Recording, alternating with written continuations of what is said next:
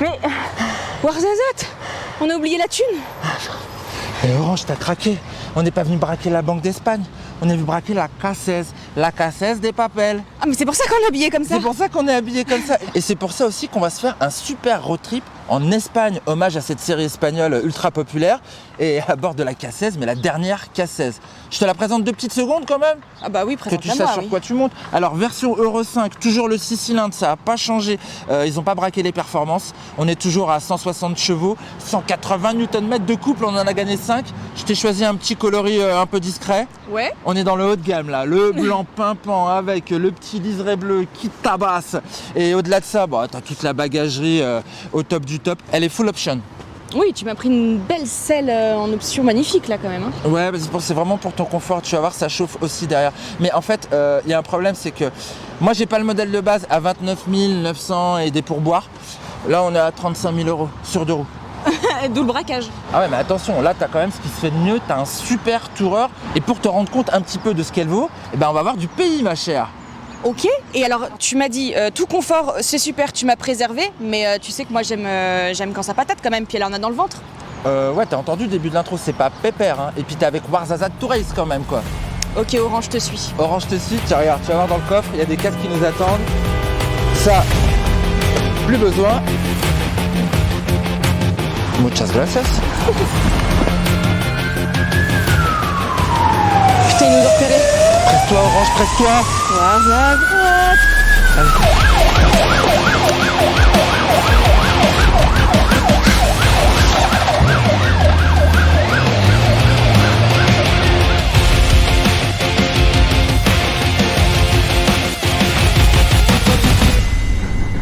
C'est bon, tu crois qu'on les a semés? Ouais, ça va, t'inquiète MDR. En même temps, tu vois, en blanc, avec l'option 719, notre Cassez, elle passe inaperçue.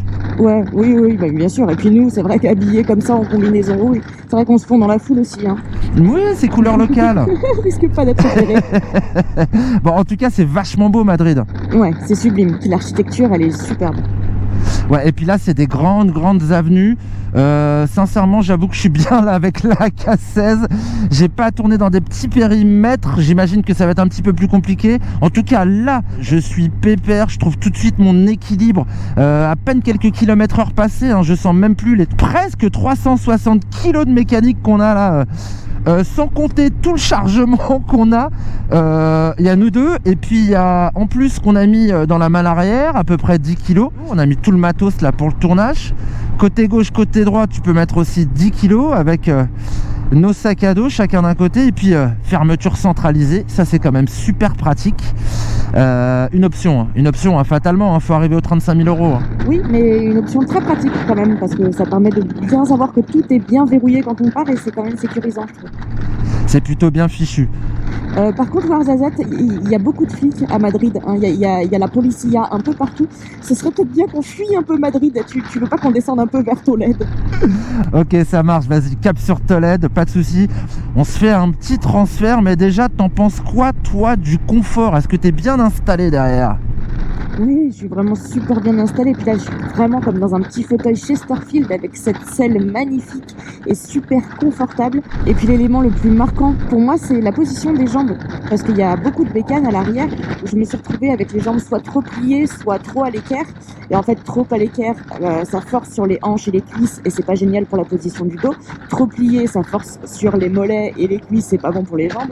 Alors que là, je suis dans une espèce d'entre-deux qui me permet de pouvoir avoir une position du corps assez naturelle et plutôt détendue. Donc oui, je suis vraiment confortable. Et t'es bien lové là par justement Chesterfield, il te maintient bien sur les côtés? Ouais, parce qu'il y avait les accoudoirs aussi en option, bon ça je les ai pas pris.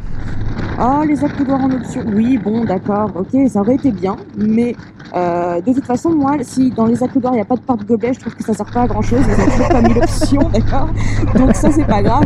En revanche, le petit coussin, le petit dosseret à l'arrière du top case, il est super moelleux, il est super confort et il offre bien toute la colonne. Bon Bah moi, tu vois, c'est pareil, j'ai les fesses bien maintenues là par le petit retour de selle, le buste droit, vraiment aucune fatigue pour le haut du corps. En revanche, tu vois, pour le bas, toi qui es bien au niveau des jambes, moi je suis pas si bien que ça en fait. Et c'est un peu ce que je reproche à la K16 depuis le départ, c'est qu'on a quand même les jambes un petit peu en arrière. Aucune possibilité d'avancer les papates. Ah, j'aurais voulu avoir le feed forward un peu comme sur une Roadmaster chez Indian. Là, on peut toujours pas.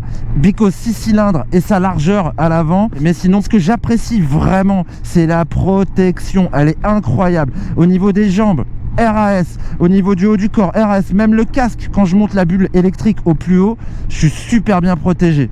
Tu sens des remous, toi, justement, quand elle est montée au plus haut?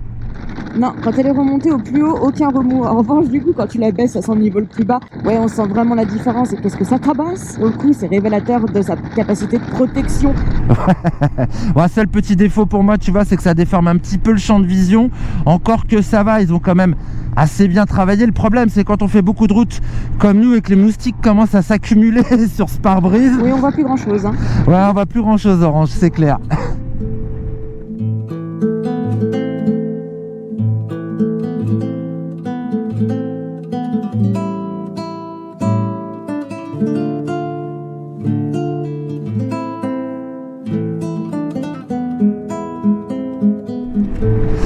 Ah, Toledo, comme c'est magnifique, oh. Oh là là, la vue, Ouarzazate, la vue.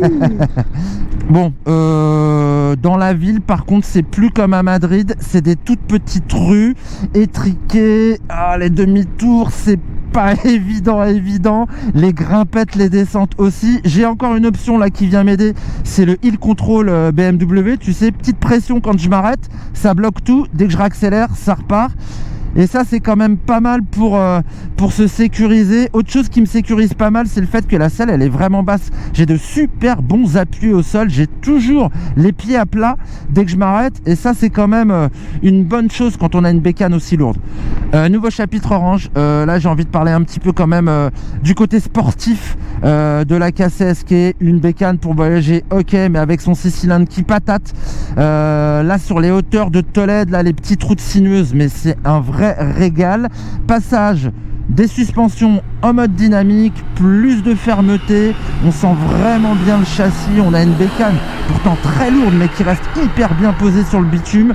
Alors bon, c'est sûr, hein, faut quand même l'amener, hein, faut avoir un peu de bras, c'est pas une moto accessible au A2, faut avoir un petit peu d'expérience, mais elle est très saine, elle est rassurante. Il y a ce moteur qu'on voit tout de suite, quoi. Alors autant tu vois dans les rues de Tolède, je pouvais même me mettre en 6e à 50 km/h, effleurer l'accélérateur à 1500 tours et partir gentiment sur un filet de gaz. Là, je vais plutôt me caler à partir des 3000 tours, ouvrir en grand, et oh là là, qu'est-ce qu'il est démonstratif ce moteur! Bah, pour le reste, moi j'ai envie juste de te dire que bah, évidemment elle n'est pas d'une agilité incroyable. En revanche, elle est quand même assez sympa à balancer d'un virage gauche à droite. Il y a du dynamisme hein, sur le moteur, il y a du dynamisme sur le châssis. Les freins, ils sont quand même bien pensés. Il y a du mordant sans que ce soit trop agressif à l'attaque. Bon, très sympa cette petite route. Là, on remonte l'Espagne vers le nord. On va mettre le cap sur Molina de Aragón. Ouais, cap vers Molina de Aragón. Et moi, ce que je repère, c'est que le bruit du moteur n'est pas entêtant, comme on avait pu le voir sur la RT. Et là, il y a une espèce de rondeur et de souplesse, même, je dirais, dans ce moteur, qui fait qu'il n'y a pas ce... Là, il est onctueux, je sais pas, il a une bande sonore qui est quand même... voilà, moi, ça me plaît parce que j'ai pas mal au crâne, quoi. Bon, je suis content d'apprendre que tu es mélomane, cher Orange. Sauf que tu oublies une chose, c'est que sur la RT, nous avions un Akrapovic. Je pense que c'est ça qui te saoulait au final. Mais en même temps, j'ai envie d'aller dans ton sens parce que le 6 cylindres, il a une mélodie vraiment à part. C'est vrai qu'il ronronne, il n'y a pas ce ouin ouin ouin ouin. Il y a vraiment une bande son très agréable. Et bon, alors c'est dommage parce que tu vois, notre système, elle est équipée d'un nouveau système audio. Mais bon, en fait, t'as pas trop envie de l'écouter. Perso, je préfère entendre le moteur parce qu'en roulant, finalement, t'entends pas grand chose, quoi. Et je trouve qu'il y a un souci par rapport à toi. Pourquoi il n'y a pas des enceintes derrière? Ah bah non, mais moi, j'ai pas le droit. C'est comme les porte-gobelets, je l'ai pas. Orange est puni.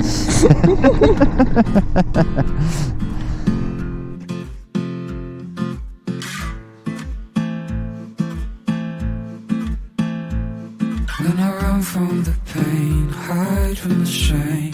I feel it in my body. When I just can't say no, fear starts to grow. I feel it in my body. I feel it in my body. In my body. I feel it in my body.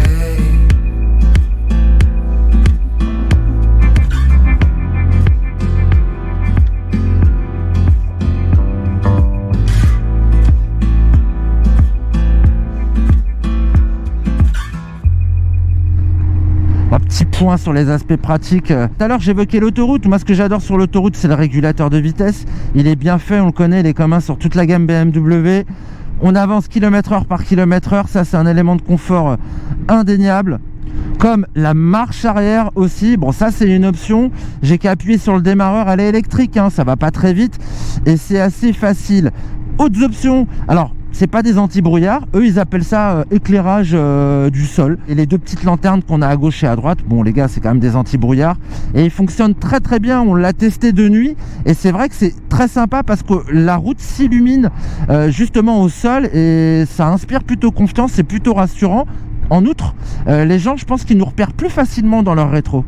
Par contre de nuit tu vois, je trouve qu'il y a un truc qui est dommage. Pourquoi il n'y a pas des commandes rétro éclairées chez BMW quoi? Il y en a chez KTM, il y en a chez quelques constructeurs chinois. J'avoue quand même, quand tu roules de nuit, tu as besoin de voir où sont tes touches, hein. Alors c'est peut-être parce que je suis journaliste et que la moto ne m'appartient pas, donc peut-être qu'on s'y fait à la longue, mais je trouve ça quand même dommage. Et t'as vu quand même, tout le tableau de bord a changé. Je sais pas si tu te rappelles l'ancienne K16, il y avait deux petits écrans et puis un truc au centre, c'était du 5 pouces et quelques, je sais plus. Mais là tu vois on hérite de la méga tablette, la 10,25 pouces, celle qu'on a vue sur la RT, celle qu'on a vue sur le CE04, l'électrique.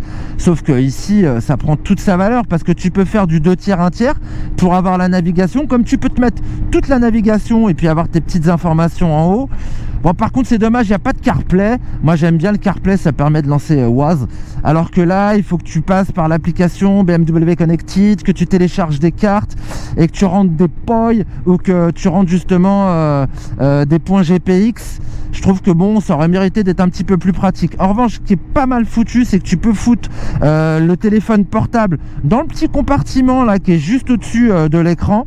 Voilà, tu peux dire que le bouton est super bien planqué ou alors d'un autre côté si tu es du côté du marketing tu dis oh là là ils l'ont bien intégré. Il est intégré dans la décoration. Au-dessus des enceintes en fait juste à gauche et dedans tu trouves une prise USB alors que tu as encore les 12 volts là juste à droite et sous la selle, ça c'est chouette. Et puis le compartiment pour poser ton téléphone est ventilé pour qu'il surchauffe pas. Exactement, orange, ça c'est une très bonne chose, comme les deux petits compartiments que j'ai à gauche et à droite. Donc à gauche on peut mettre des petits gâteaux, voilà c'est assez vaste. Et à droite tu peux mettre ta carte par exemple pour le péage, c'est plutôt cool. Tu retrouves les petits boutons favoris à gauche, là 1, 2, 3, 4, les petits raccourcis qui sont très pratiques, d'autant plus sur notre meule hein, qui est bardée d'options, on a tout qui est chauffant. Moi je me suis mis en haut poignée chauffante, en dessous j'ai mis siège chauffant. Et les suspattes, t'en penses quoi? Parce que là je me suis calé sur le mode road. Tu te rappelles du mode road sur la RT? Oui, je me souviens sur la RT, c'était un petit peu dandinant, si tu vois ce que je veux dire. Ça avait légèrement tendance quand même à faire l'effet chewing-gum.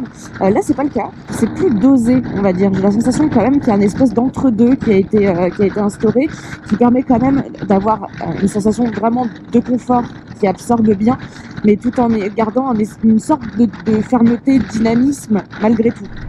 Dynamisme, c'est justement le terme puisque c'est le système électronique ESA dynamique hein, qu'on connaît depuis des lustres chez BMW. En effet, il y a un petit peu plus de fermeté. Pour autant, c'est pas inconfortable. Ça reste très confortable, très bien posé. Et moi, au guidon, je l'apprécie plus en fin de compte sur cette K16 que sur la RT. Je reste plus facilement sur le road, tu vois, ça me pose pas de problème. Warzazat, parce que ça fait un petit moment qu'on roule et on est content de faire la police, mais il y a un moment où on va peut-être pas vouloir rouler à vitam aeternam, non? Va peut-être falloir faire le plein. Alors c'est ça le problème, c'est qu'on a 26,5 litres dans le réservoir. On a une consommation, moi en moyenne, tu vois, sur notre périple, je suis à peu près à 7 litres au 100. Donc tu vois, on est entre 300 et 350 pour l'autonomie. Quand on veut se garder un petit peu de marge et pas se faire trop peur avec le voyant de réserve qui s'allume. Donc oui, c'est vrai que ça fait quand même une belle autonomie, des longs trajets, on arrive à bien espacer chaque station essence. C'est beau l'Espagne, c'est très très diversifié, les paysages ils changent mais tout le temps, les routes sont agréables. Après il y a des coutumes un peu locales. Saragosse, ça fait un peu flipper non le soir? En fait, Saragosse, c'est une ville très jolie. Mais effectivement, le soir, si tu tombes un jour où t'étais pas prévenu, tu sors de ton hôtel et tu vois une procession avec à peu près 1000 Saragossiens, je ne sais pas comment on les appelle. C'est des chapeaux pointus en tout cas. Voilà, c'est ça, habillés en costume traditionnel religieux. Et effectivement, c'était assez impressionnant quand même. Ouais, en fin de compte, on est dans une semaine sainte et c'est un petit peu la fin de la célébration. Tu sais, l'Espagne est très catholique, très attachée à ses traditions. Et voilà, il y a rien de cacaca, K16, cacaca. Non, rien à voir. C'est juste vraiment quelque chose de très friendly. J'ai dit que je m'appelais Warzazat, c'est passé crème. C'est vraiment un beau voyage qu'on a fait là. En tout cas, moi, si je peux conclure juste sur cette nouveauté Euro 5, c'est bien qu'il l'ait relancé parce que c'est vraiment une bécane différente et ce qui la singularise, outre son confort, mais le confort, on le retrouve un petit peu partout, c'est quand même ce moteur qui est d'une souplesse incroyable, qui est vraiment très performant. Voilà, on est vraiment content qu'il ait passé Euro 5. On est toujours déçu de ne pas le retrouver finalement sur une autre bécane dans la gamme, mais bon, voilà, faut que ce soit quand même une moto qui soit lourde et forcément ce sera une voyageuse parce que ce moteur et cette transmission par cardan, ça marche parfaitement.